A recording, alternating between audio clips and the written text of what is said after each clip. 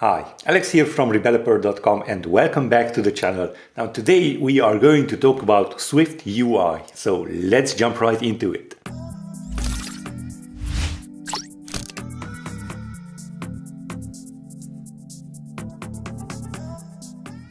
Okay, WWDC has already finished and we already know that SwiftUI and Xcode 11 is in beta. So today I'm going to talk a little bit about those and how awesome they are.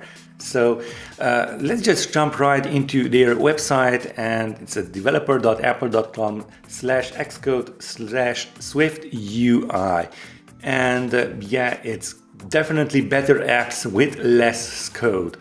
And what I really like about SwiftUI, it is declarative. Now, what that means is that you just declare your items, and it is a brand new, as it says, SwiftUI is an innovative, exceptionally simple way to build user interfaces across all Apple platforms with the power of Swift. Now, this means that SwiftUI is built upon Swift, not Objective-C, UIKit or AppKit. It is built upon Swift, and it is across all Apple platforms. And as you can see here, we have a MacBook Pro and an iPhone X, and it works seamlessly. And of course, yeah, this is with presenting the Xcode 11 interface, but it works really well with a few tweaks. So you have to make some tweaks for the specific platforms, and of course this works on iPad and it works on watchOS and tvOS too. So it is really cool. Now here we have our declarative syntax, and as you can see, we have here a list that is basically the representative of a table view controller or maybe a UI collection view controller. And this is just the few lines of code that you need to add to have this list. It's not a UI table view controller, it is a list. So very few lines of code, it is super easy to implement, and we have here some design tools. So it's kind of a storyboard thing in Xcode 11, but it's not quite that. It's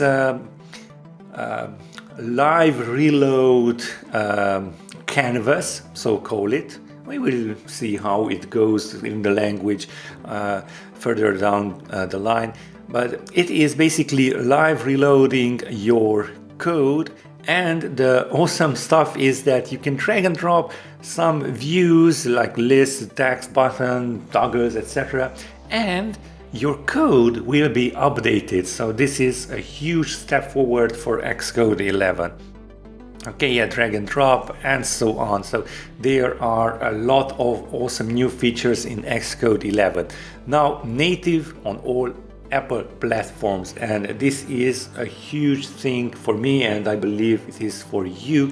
It supports every platform that Apple provides, as you can see. Now let's talk a little bit about Xcode 11, because okay, SwiftUI is the best thing in my opinion in WWDC, but all of this is supported in Xcode 11. So let's jump right there, and you will see the links you see in this video in the description down below, so you can check them out for yourself. So here it is, Xcode 11, and it is awesome, and it brings SwiftUI, better apps, less code. That is really true. Here we go. Yeah, it's called the live mode, the one that live reloads your code. It should be really interesting. Let's just scroll a little bit down. I will just talk a little later how you can install all of this. Bring your iPad app to the Mac. Now this is another awesome feature of Xcode 11. You just build once, and with a few tweaks you can have your iPad app on the Mac. How awesome is that? let's just scroll Swift and Swift packages. Yeah, you know, Swift 5 is a lot smaller, and thus the package is a lot smaller, up to 50% for new app downloads and up to 60% for updates. Yeah, that is super awesome. And one new thing, dark mode for iPhone and iPad. Now, dark mode, if you are using SwiftUI, that is handled out of the bat, so automatically handled by the iOS 13. So of course this is available only on iOS 13. And a new thing that I really like, it's down below here, but it should be really awesome, your editor, your layout. Now we can edit the editor, Xcode editor, to our liking, and I will deep dive into this a little bit later on when I install Xcode 11 and of course the new macOS Catalina. Yeah, in the testing, so for those of you who are testing, I know that I'm lacking on behind testing, and most of the developers do, but yeah, you can have in-depth testing, and that's about it here. So let's move forward on what's new in Xcode 11. And if you just scroll a little bit down, you will see all of the new awesome features of SwiftUI. And one thing that I want to point out here is that SwiftUI requires, of course, iOS 13 on your iPhone and macOS Catalina. And of course, you could install Xcode 11 on your macOS Mojave, but that will not run the design canvas. So I would highly recommend, if you want to check that out, to install the beta version of macOS Catalina. Now, you might be asking, okay, I install iOS 13 and macOS Catalina and Xcode 11 and all of those are in beta, but what if something goes wrong? And most probably there will be some bugs, because of course these are betas. So don't worry, they can be downgraded to iOS 12 and macOS Mojave, and of course you can delete the Xcode 11 beta to run only Xcode 10. Okay, so yeah, bring your iPad apps to the Mac App Store, and yeah, basically that is it for what's new in Xcode 10. Let's move forward, because there are some SwiftUI tutorials. And yeah, Apple provides all of this, and you will be building out this layout. I believe it is pretty interesting. Go ahead and check that out.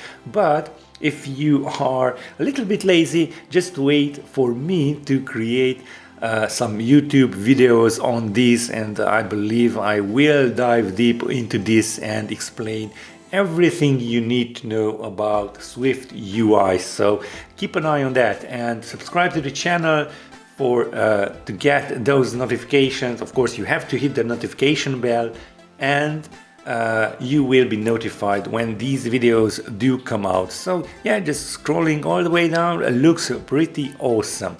Now here we have our tutorial on SwiftUI Essentials, drawing and animation, app design and layout, framework integration, because SwiftUI integrates seamlessly with UIKit or AppKit. So don't worry about, okay, do I need to choose between UIKit or SwiftUI? No, they work together beautifully. Okay, let's move forward, because here you can see your resources, and of course you can take a look at the documentation and get the sample code for this SwiftUI tutorial, and here you can download the latest Xcode and SDKs. Of course, you need to be logged in as a developer.